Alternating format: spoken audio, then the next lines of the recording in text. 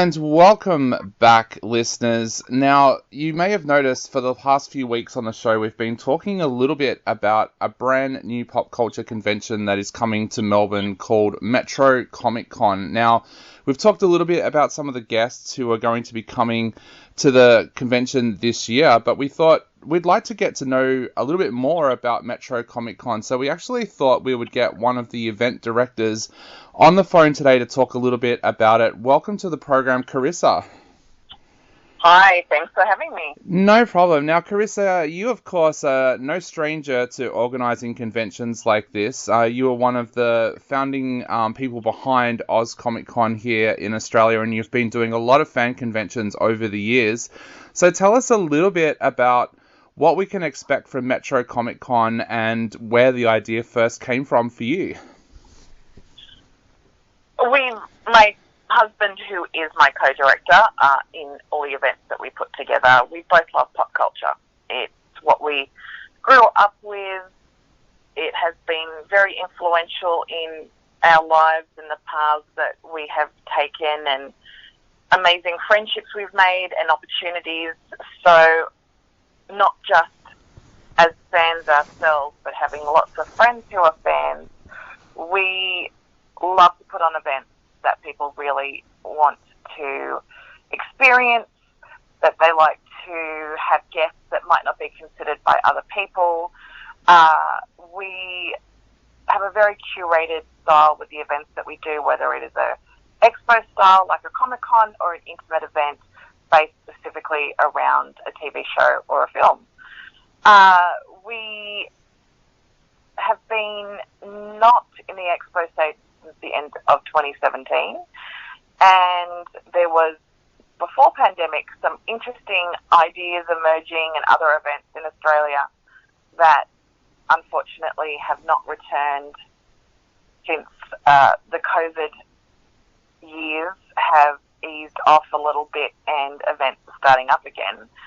So we thought there would be opportunity to do something once a year, really fun, concentrate on bringing the fans what they're asking for, curating the floor, bringing some fun opportunities, and making it just a little bit different to everyone else. Yeah, so tell us a little bit about that. I think that's one of the questions that a lot of our listeners have had. How do you hope that this convention will be different to the other conventions that are out there? We're very comic forward, so we do a lot with publishing guests. We'll be having workshops. We will be having opportunities to purchase original art, have commissions. We will be doing portfolio reviews. We will have publishers there who are actually there to find talent to work with. We're also supporting First Nation creators. And aside from that, we focus on 4 aspects usually at our events, which is publishing. We also have some gaming. We have anime and animation, and then we have film and television.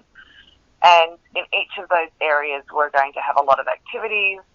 But it isn't just about the consumer. It's about also people who want to be involved in those fields, how they can learn about certain activities and things that they would need to do to progress in those areas. We'll also be going back to what we did originally with Oz Comic Con, which is a very curated floor. We focus on always making sure that everything is licensed,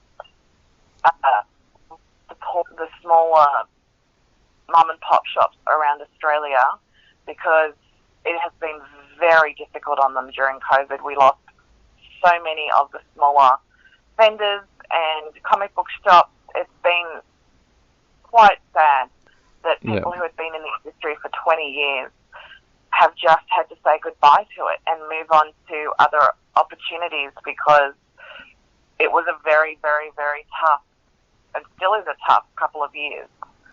Yeah, definitely.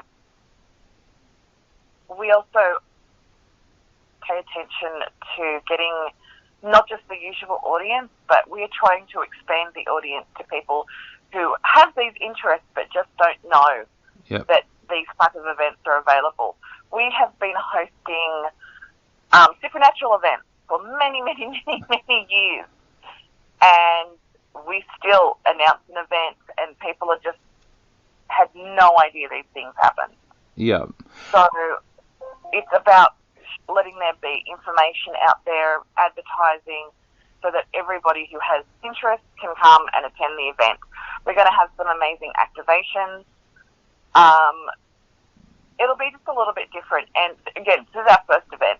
We are just going to build on it and build on it and build on it until it's a destination event that happens once a year in Melbourne.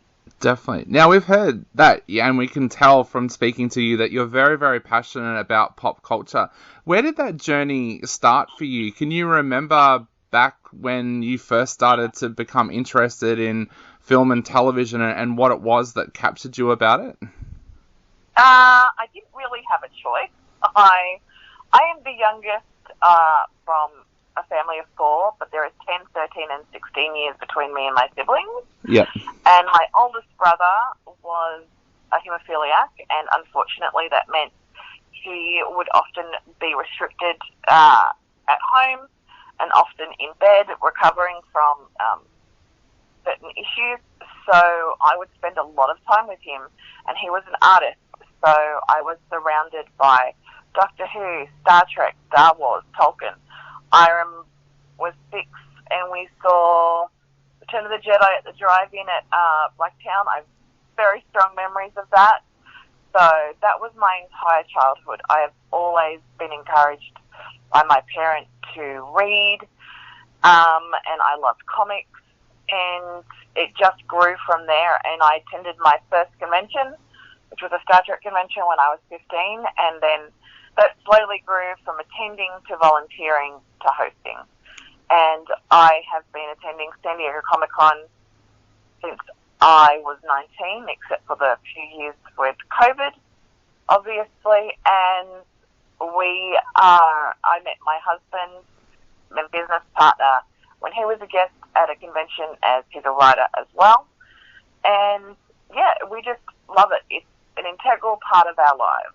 Yeah, you've had some amazing experiences over the years as well. You got to share an 80th birthday cake with William Shatner. You've hung out with the guys from Supernatural. You've had high tea with Patrick Stewart and been in a seaplane with Benedict Cumberbatch. Has there ever been a moment where you've just been completely starstruck and just been like, wow, I can't believe I'm in the same room with this person?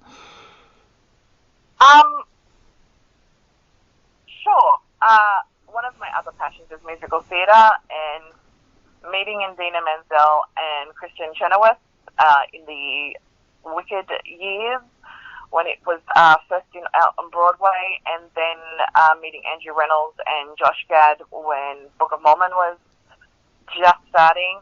Those were very surreal, exceptionally fun moments that you just didn't expect to happen. But to be honest, so many of the actors that we have hosted are just lovely, normal people. And we have been very lucky to have amazing friendships that have grown and developed over the years with, lots of different people. Jason Momoa, for instance, we started on Stargate. He just did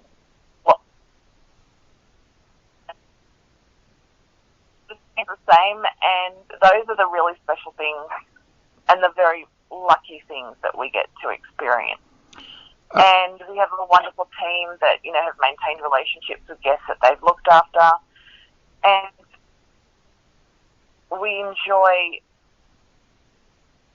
seeing where people's careers are taking them, especially those that are exceptionally talented, whether it's an artist or a voice actor or a publishing guest from, who's there with their first self-published novel, and then you turn around 10 years later and they have a very successful series.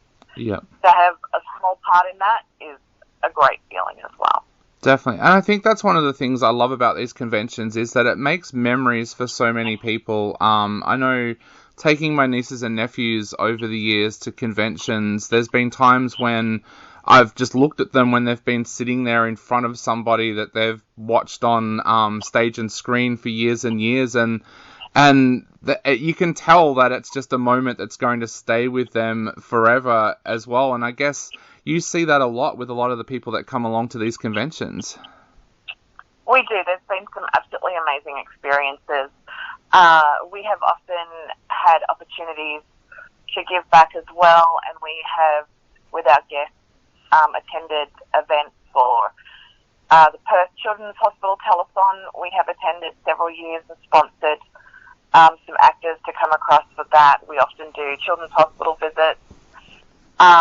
We do a lot of charity work, whether it's, direct, whether we're volunteering ourselves, Soup Kitchens and the team does that kind of thing as well, or whether we're providing, an opportunity or some autographs to be auctioned off to raise money, or we're directly supporting a charity with an event that happens, during a weekend show. It's something that's very important for us because we do like to bring better things into the world. We try to bring happiness. We try to give people a moment to forget about everything else and just enjoy themselves. And we always strive to have a very inclusive and welcoming environment. Definitely. Now, Carissa, we've been trying to keep our listeners up to date with the guests that are coming out for Metro Comic Con, but could you just run us through some of the guests that people can expect to see at the first Metro Comic Con? Absolutely. We have a number of guests waiting to be announced. We are very excited, though. We just announced Harvey Gillen from What We Do in the Shadows, which personally I think is one of the funniest shows and so well written in that specific genre. Artist-wise, we have Mike McCone and Jason Palmer. Jason is his sketches and his art and his paintings are so beautiful.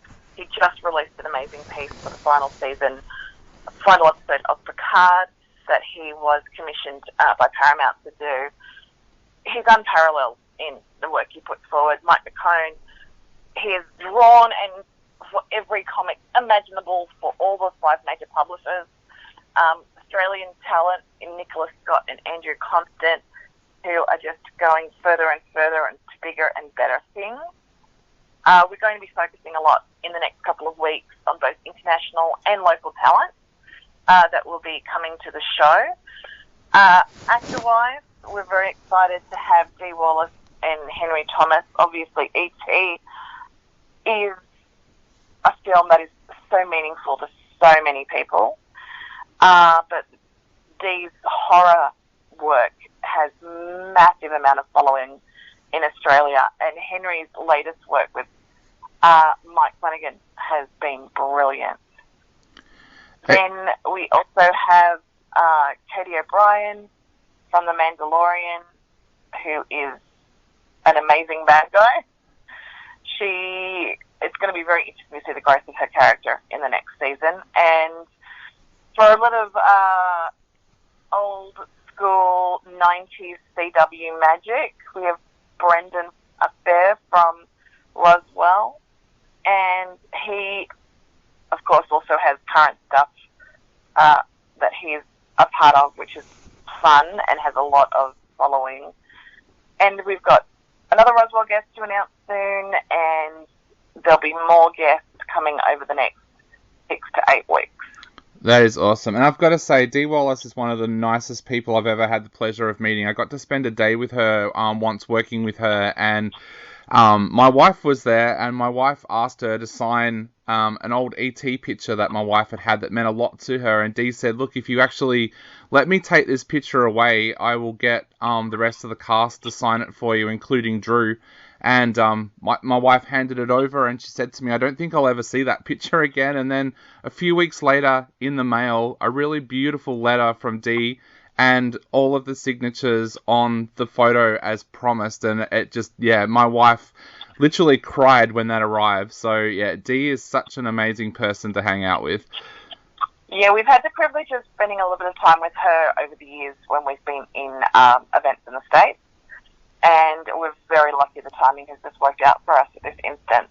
She is truly one of the greats, and her stories are unparalleled, and she's absolutely lovely, which is always such a fantastic thing when guests really love what they do and they love their fans.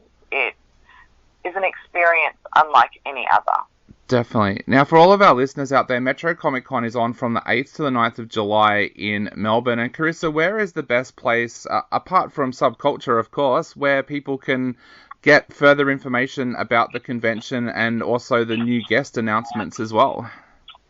So our website is metrocomiccon.com.au, which has all up-to-date information.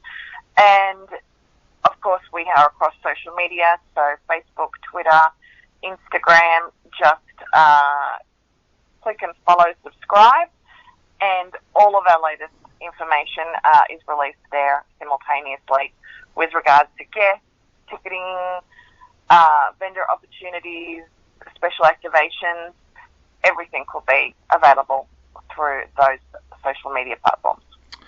Awesome. Well, Carissa, thank you so much for taking the time to chat to us today on Subculture. It's been an absolute honour having you on the show, and I cannot wait to be able to turn up to Metro Comic Con on the 8th and 9th, so thank you so much. Thank you. Look forward to seeing you there.